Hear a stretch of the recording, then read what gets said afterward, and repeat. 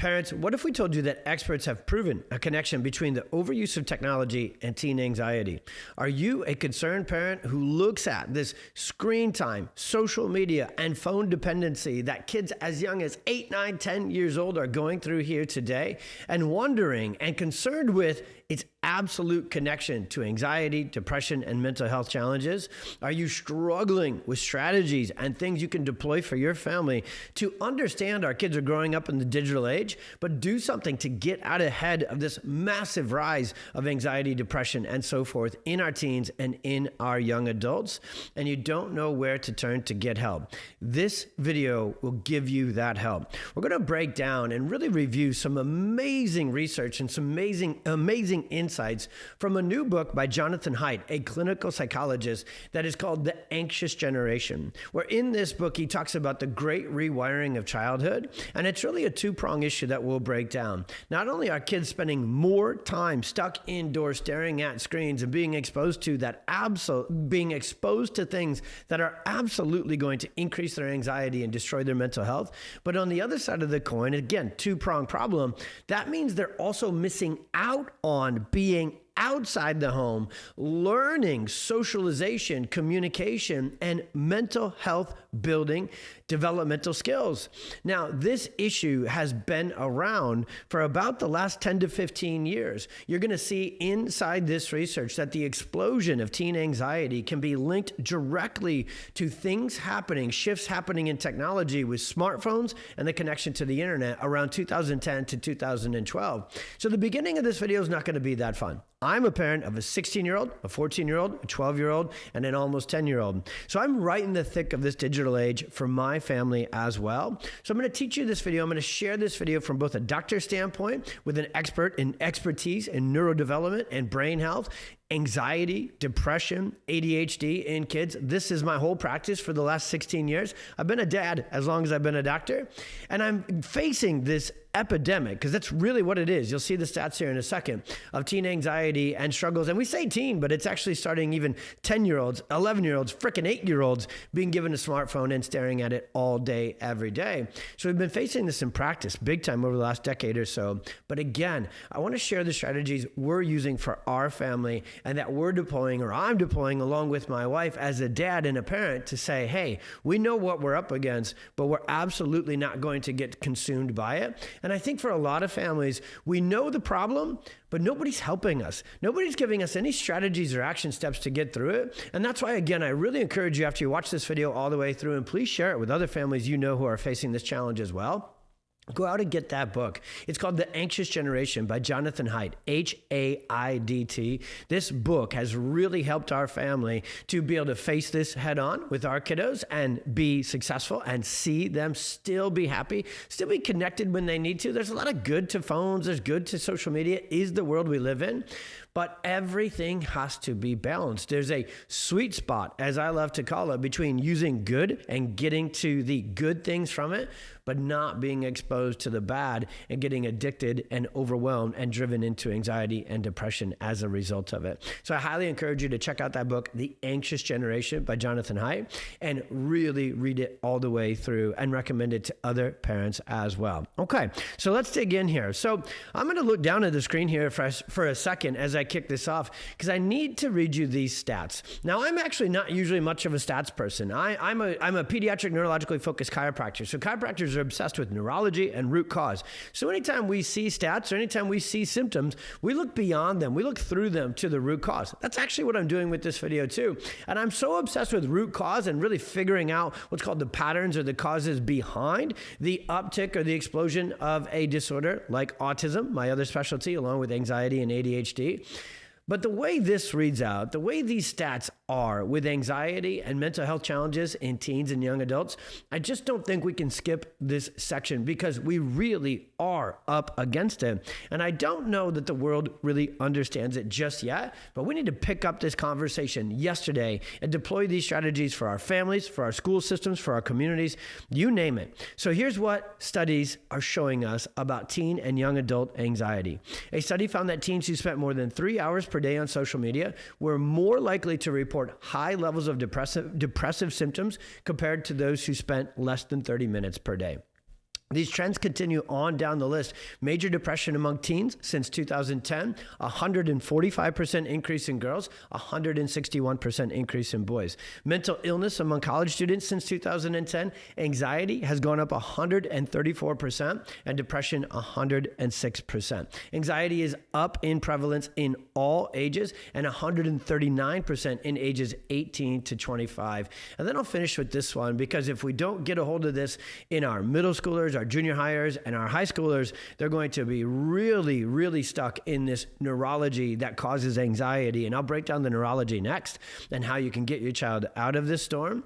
But if they get stuck in it in junior high or high school, they're really going to struggle with it in college. And you can see that through the stats of this last study. A 2023 study of American college students found that 37%, to over a third, reported feeling anxious always or most of the time, 31% half the time, which means less than one third of college students report that they rarely or never feel anxiety. And screen time has worsened. And now we know, for the last decade or so, researchers, neuroscientists, psychologists like Jonathan have been looking at it and going, all right, is this a correlation or a causation? But we actually now know the neuroscience between what these screens and also something that occurs before this that we call the perfect storm are doing to the developing brain of our kids and young adults, and literally are causative to this massive epidemic of anxiety and mental health disorders in our kids and young adults. I want to pause there and just explain that for a second.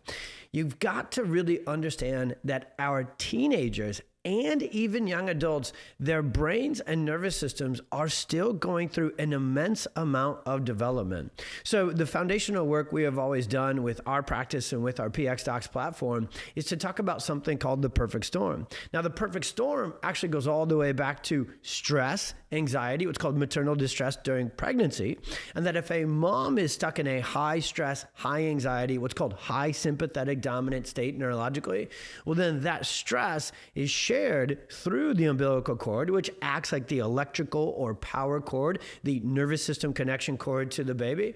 And that stress is shared with the developing baby's nervous system. So we know that in today's world, there's actually a pre-pandemic to this pandemic. And I know that's a lot of P words to put it all together, and they're not very fun to talk about. I don't like this part of my job.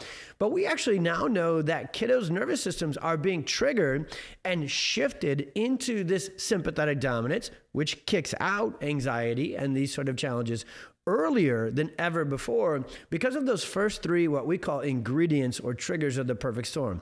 High stress pregnancy. Next up, number 2 is birth interventions. There's a much higher increase over the last generation or two of C-section, induction, and birth interventions. Forceps, vacuums, these things cause physically traumatic injury, what's called subluxation, which shifts into that sympathetic dominance of the brainstem and upper neck, which is where the seat of our emotions really are. Something called the vagus nerve, which is supposed to allow us to relax and regulate not just our gut and heart function, but actually we now know that the vagus nerve is our brake pedal for our emotions, and it really controls our emotional, social, behavioral regulation as well. So I'm already moving from stats to science, but what we know is that even before smartphones, social media, and this insane amount of screen time that teenagers and even younger kids have, before that even showed up, the perfect storm was already brewing.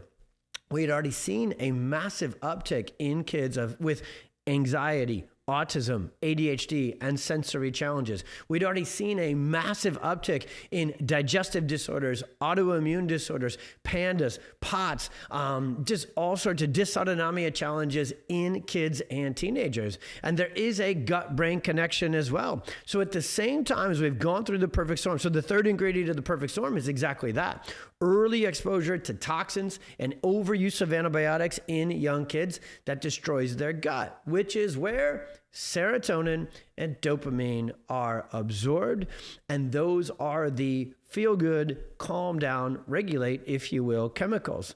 So now we've got this three-pronged challenge. We've got early exposure to stress with pregnancy and birth trauma and interventions. Then we've got early exposure to toxins and medications. So there's a huge clinical correlation between the overuse of antibiotics in young kids and even things like corticosteroids, medications used for asthma, allergies, and immune challenges, respiratory issues, inhalers, nebulizers, those sort of things. Those medications are correlated with increase in stress response and anxiety in kids as well. So those first two things show up before phones, social media, and screen addiction even shows up. So I'm right in the thick of this conversation. And so this overuse of technology and the clinical neurological causative connection to the increase in teen anxiety tells a lot of the story, but it actually doesn't even tell the whole story. This is why our kids are so susceptible and get so easily addicted to those screens, because they're already stuck on stress mode, sympathetic dominance, before they even are 8, 10, 12, 14, 16, 18 years old. So this is an entire perfect storm that for many kiddos struggling with anxiety, for many young adults struggling with anxiety, when we take their case histories, we can actually find the earliest triggers of the neuroscience, and the real cause behind their mental health challenges can go as far back as pregnancy, labor and delivery, early childhood, altered neurodevelopment, and then the phones finish the job.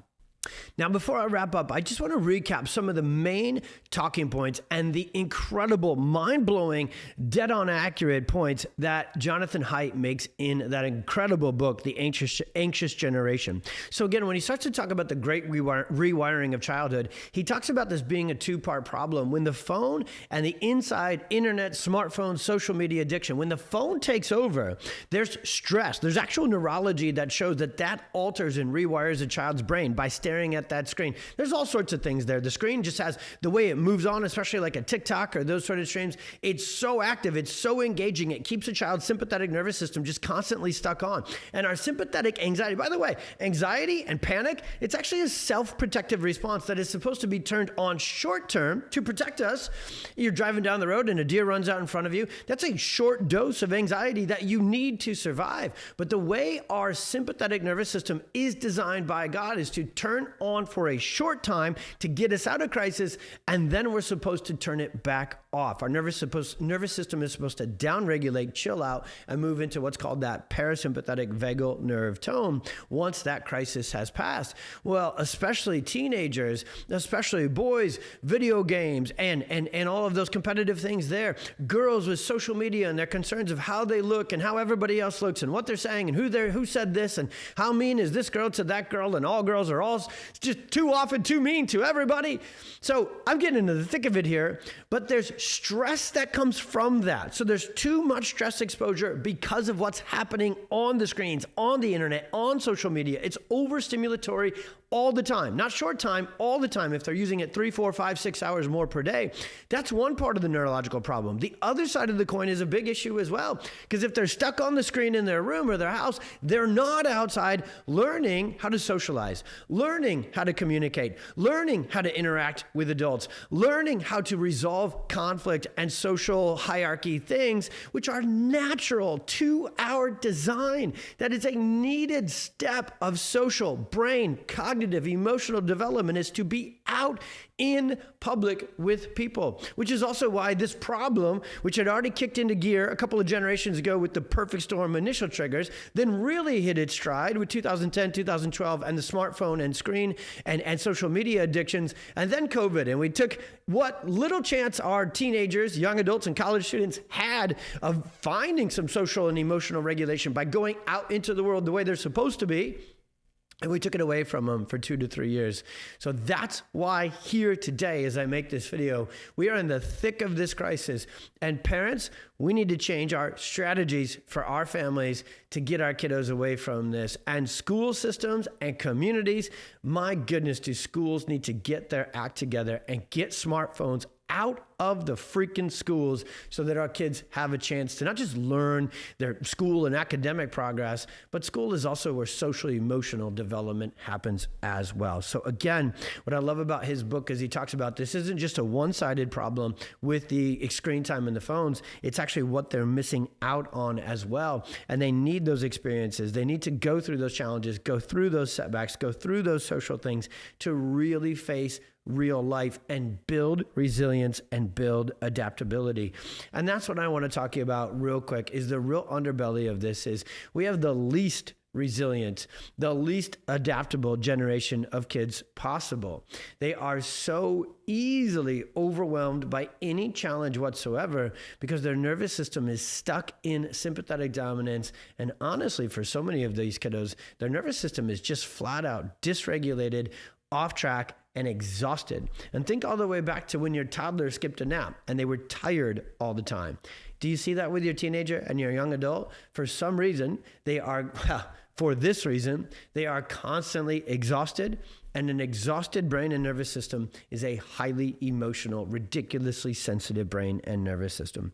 So what are some practical tips that we can close this video down with? Well, number one, if you're watching this video and we're about to go through the practical tips of here's when we recommend to give a phone, here's when we recommend to start with a little bit of social media. If no one was there for you prior to this onslaught of this stuff, and you're already in the thick of it, and you're already past some of these ages and past some of these problems, and you can tell that your child is and has been maybe for some time dealing with anxiety, dealing with these neurological imbalances, well then get to a neurologically focused chiropractor. Because what neurologically focused chiropractic adjustments do, just like we talked about, this is a two-pronged problem. What I love about adjustments done, and this is not your regular chiropractor, this may be brand new and foreign to you, and if so, just comment below, send us a DM, ask for more information. If this video is just intriguing you and you're not ready to make a total shift in healthcare for your family yet, totally cool, moms and dads. Just learn more. I'll give you a quick recap here about how our adjustments work because it's incredible, the neuroscience behind it. And it's our mission to get this work, to get this science, to get this option, drug-free, wildly helpful option out to families. But the truth is, what adjustments do when done in this way is the first design of a neurologically focused adjustment is to find where that sympathetic fight or flight stress is stuck in your child's what's called neurospinal or kind of neurological conduit between brain and body.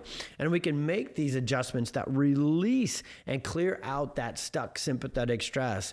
And the second thing that the adjustments do, it's really one thing at the same time, but it's 1A and 1B. The second thing that neurologically focused chiropractors know how to do is make adjustments that stimulate the parasympathetic or vagal nerve tone within the body.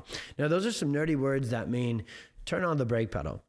Get the nervous system to learn how to relax and regulate once again. Because when a child is stuck in anxiety and stuck in sympathetic dominance, one part of the nervous system is running the show, and we got to get it to chill out. And when that sympathetic dominant system is running the show, it means the relaxation, regulation, sleeping, digesting, mood regulating side of the nervous system has been suppressed and shut down. And we know how to make adjustments to activate and stimulate that side of the nervous system as well. My whole practice has specialized. I actually got my start in pediatrics with a little bit of a finger quote because my first patients were 17, 18, 19-year-old kiddos with Asperger's, anxiety, and epilepsy. And all of them, whether they had a predominant autism and Asperger's diagnosis or really fully had that anxiety diagnosis or were struggling with seizures, 100% of them were dealing with anxiety.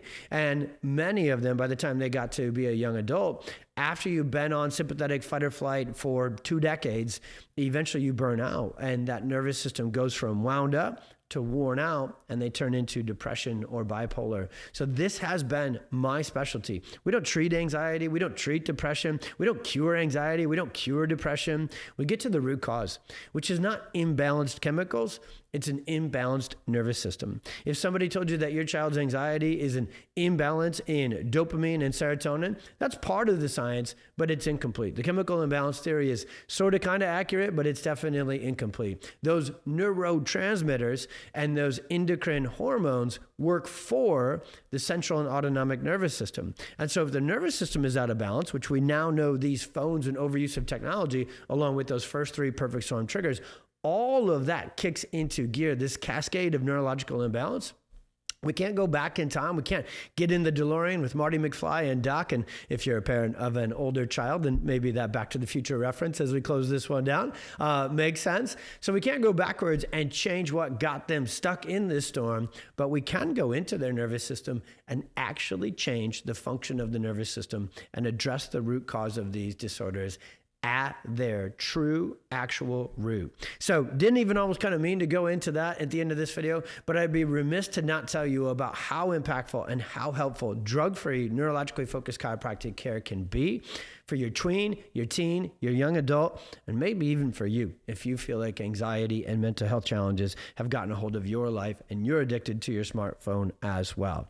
Get your nervous system relaxed. And then these strategies, no phone till 14, no social media till 16, and significant real limits on screen time. That's how we operate with our little homies here. Little homies, they're growing up real big, real fast. But we did not have any phones in our life until 14. Once the phones were there, it was just for scheduling, pick up and drop off, maybe a few texts to friends here and there, but very limited screen time. Then at 16, one form of social media, definitely not TikTok in this house. And so very, very limited access to social media. We have significant regulations on screen time every single Sunday, often every single weekend altogether. We have entirely phone-free days. So not only is there significant chunks of time each day that the phones are shut down, but I really highly encourage every family to take Sunday, take either Saturday or Sunday, whichever day works best for your family, and go no phones, go phone-free for the whole freaking day. You will be blown away. I know it's not easy. The things I'm telling you here that I have written down on my iPad to share with you, it's real easy to write them down on the iPad. Every now and again, my son really wants to text his girlfriend all day long. My daughter really wants to communicate with her friends all day about who knows what, and it's a big deal for her. And I understand that, and I have pure compassion and empathy for her. But I also understand neurology, and I also understand the brain, and I also understand that it's my responsibility to put these guardrails in place to protect their mental health, to protect their brain and social development, which honestly has many years and many miles of the road to travel yet. And I know where the phone and screens and unlimited screen time and social media access would take them.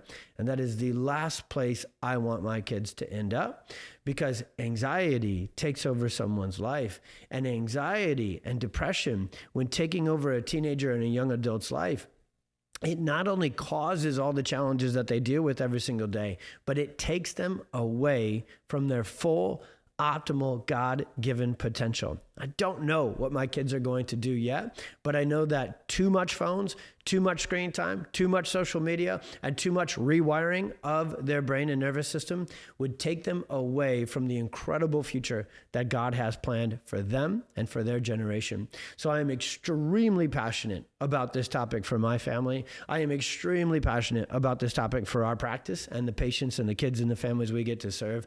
And I am extremely passionate about getting this message out through our practices platform, PwC Chiropractic. You might be watching this here, and through our pxdocs platform, which goes worldwide and gets the message out of hope, answers, and drug-free help through neurologically focused chiropractic to millions of families. It is my hope that this video served you and helped you understand what we're really up against, gave you not just the stats, but really the neuroscience behind what's really fueling anxiety, and then gave you strategies and action steps to get your child out of the storm if you're stuck in it. That's getting connected to a chiropractor and getting started with care. You can find the directory on our website, or you can get connected with us if you're local to us.